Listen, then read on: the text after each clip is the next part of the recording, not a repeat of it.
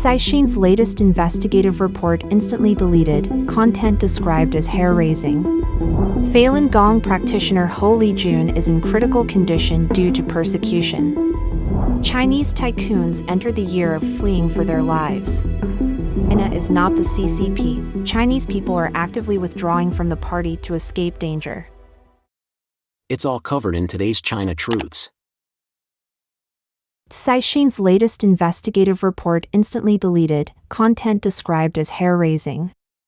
As the world's attention was on Taiwan's elections, China's Caixin released a bombshell article. Diverging from its previous focus on the internal conflicts within the Chinese Communist Party, this piece exposed how police in Yili, Xinjiang, allegedly tortured a suspect to death without any evidence. Tragically, the suspect, Sun Renzi, was the son of a police officer who had died in the line of duty. According to the article titled The Death of Suspect Sun Renzi, published on January 14, Sun Renzi, the family's only child, was criminally detained on March 27, 2018, for allegedly causing trouble and was held in a detention center. On the morning of September 27, 2018, after more than 7 hours of interrogation at the Lijun County Detention Center in Yili Prefecture, he fell into a coma and later died without regaining consciousness, at the age of 31.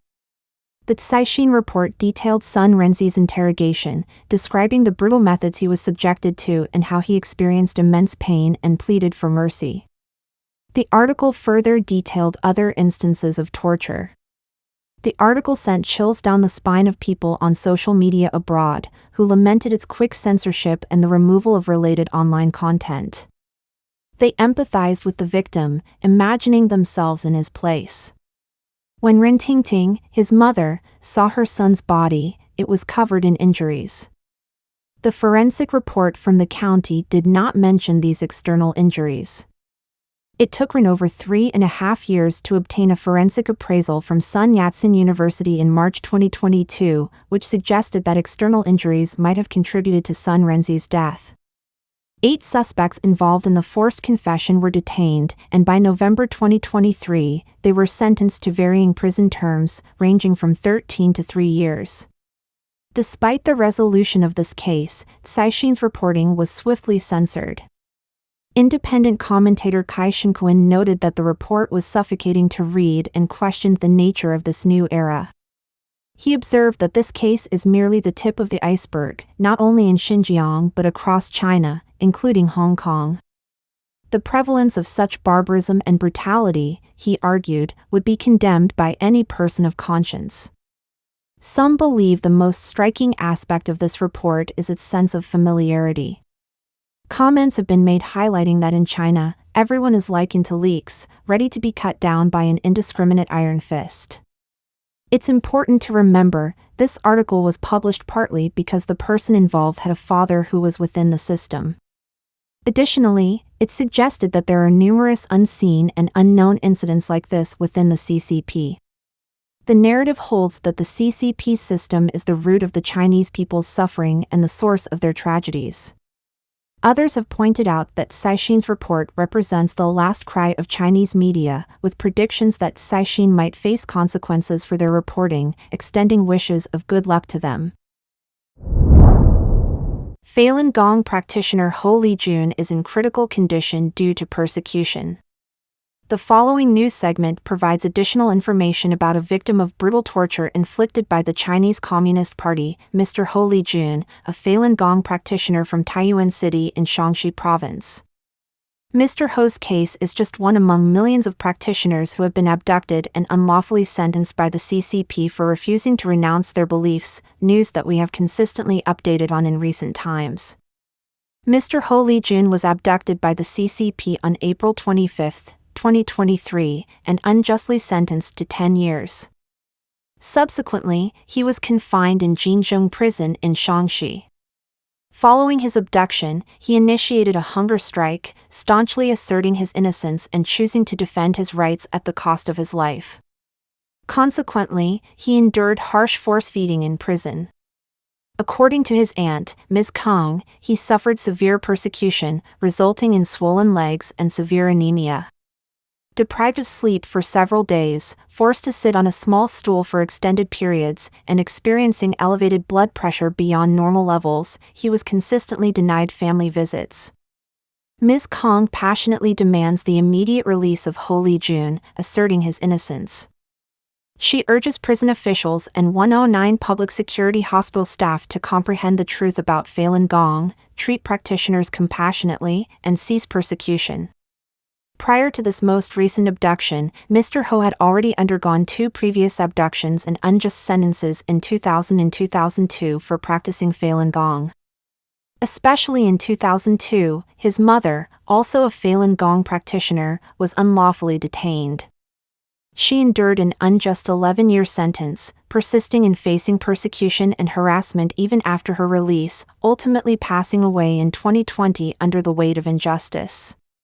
In response, human rights lawyer Wu Xiaoping, currently residing in the United States, expressed to NTD television that practicing Falun Gong is an individual's right to belief, a fundamental human right protected by international conventions. Wu Xiaoping emphasized that he sees no factual or evidential basis for the CCP's 10-year sentence against Lijun and stressed the importance of allowing him to meet with his relatives and friends. Depriving him of these rights constitutes a specific violation of human rights. Chinese tycoons enter the year of fleeing for their lives.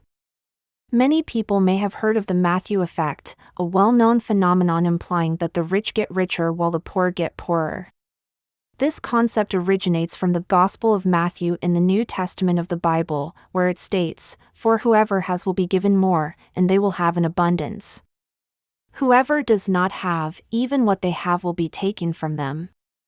This passage is open to various interpretations.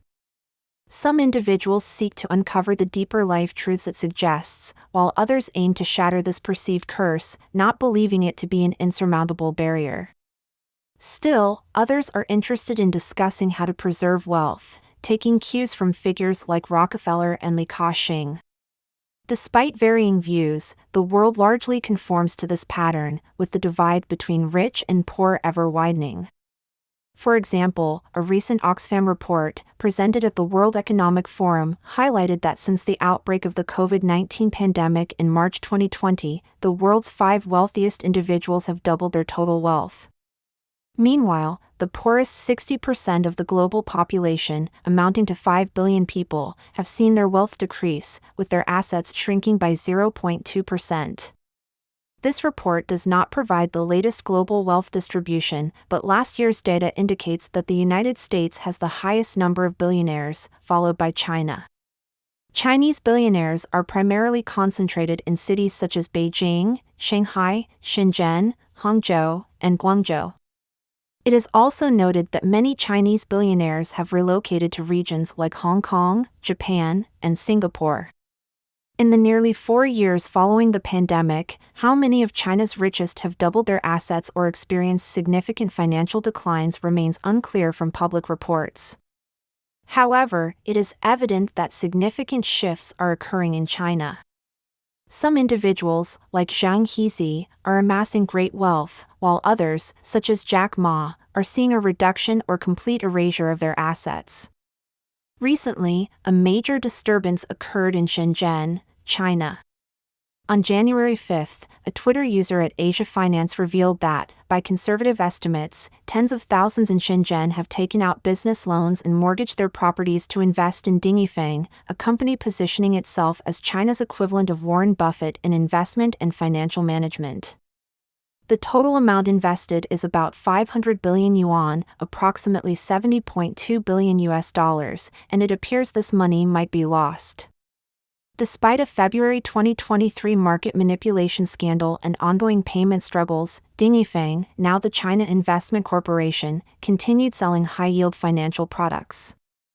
Even after a 2023 warning from Shenzhen's financial authorities, they made a major positive announcement, promising digital listing benefits and locked-in investor assets with high returns. This raised questions about the company's backing and the authorities' leniency. Despite claims of a swift listing process and 6% dividends, recovering the vast principal investments seems unlikely, posing risks to individuals and Shenzhen's real estate market. Moreover, the Chinese government isn't just concealing this massive scandal with Ding Yifeng, it's also perpetuating myths of wealth creation. For example, the paper, a state-run mainland media outlet, recently reported that a delivery man made 1.02 million yuan in 3 years. Despite widespread doubts, another state media, Guizhou Evening News, confirmed the story as true. However, many are calling this news an insult to their intelligence, as simple math shows the delivery man would have to work 18 hours a day, with just 6 hours left for eating, sleeping, and other personal tasks. This, coupled with the competitive nature of China's food delivery industry, dominated by students and the struggling middle class, casts doubt on the authenticity of such success stories, possibly fabricated by the authorities to promote labor-driven wealth.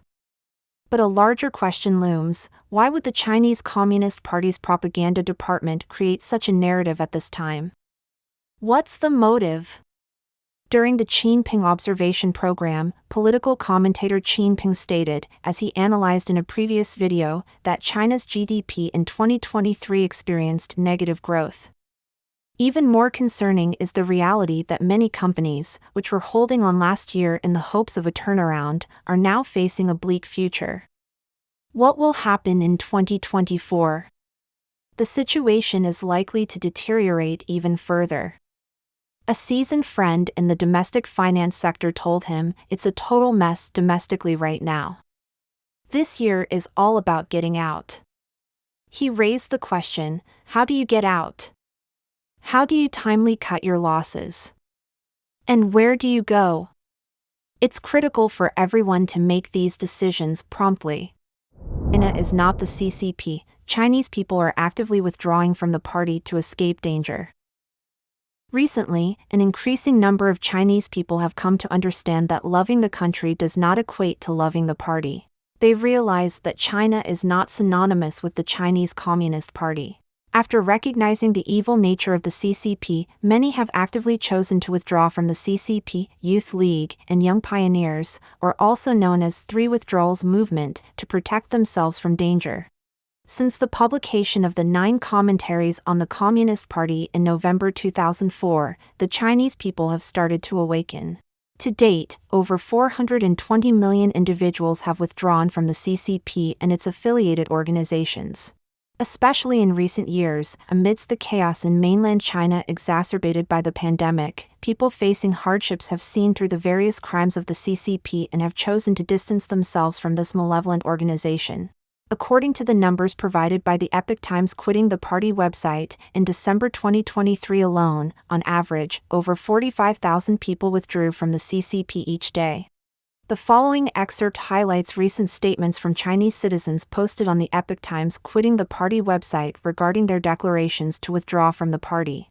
Ms. Wu Shichuan from Suzhou, Jiangsu Province, announced her withdrawal from the Communist Youth League, stating, "No more affiliation with the Chinese Communist Party." She also mentioned that she was previously indoctrinated by the Chinese Communist Party and believed that loving the party meant loving the country. It wasn't until a few years ago when she circumvented the internet blockade and watched documentaries about the Cultural Revolution that she discovered the malevolent nature of the CCP. As a content creator, she initially focused on sharing gaming videos. However, after the exposure of the Iron Chain Woman's ordeal, she shifted to producing social and current affairs videos. In November 2023, she was censored and blacklisted by the CCP's internet police for posting inappropriate remarks, leading to her unemployment. Another Chinese citizen, Chen Hanhui from Hebei Province, once had great expectations when he became a policeman. However, instead of being assigned to catch bad guys and protect the safety of the country as he imagined, he was assigned to build a network firewall. Due to his work, he visited many websites that he had never seen before and learned many truths. He said, "It turns out that I have grown up in an environment deceived by the evil CCP since I was a child. I have been completely indoctrinated by the evil CCP's culture and have lost the standard of distinguishing right from wrong. Chinese citizens bear the heaviest tax burden globally, consume contaminated food, breathe polluted air, witness river pollution, and hesitate to help fallen elderly individuals. Communist Party officials protect each other, collude with business interests, and engage in substandard construction projects that harm the populace. Minority groups face ethnic cleansing. China has been transformed into a living hell by the Communist Party's calamities. The Communist Party inflicts harm on fellow Hong Kong citizens, interferes in Taiwan and other democratic countries' elections, and extends its malevolent influence worldwide. The Communist Party suppresses people's beliefs, engages in the forced live organ harvesting of Falun Gong practitioners, and shows disrespect to divines. The sins of the Communist Party are too numerous to be fully documented. Don't forget to leave a comment in the section below to share your opinions on today's topic with us. Make sure to like and subscribe to see more interesting topics from China Truths.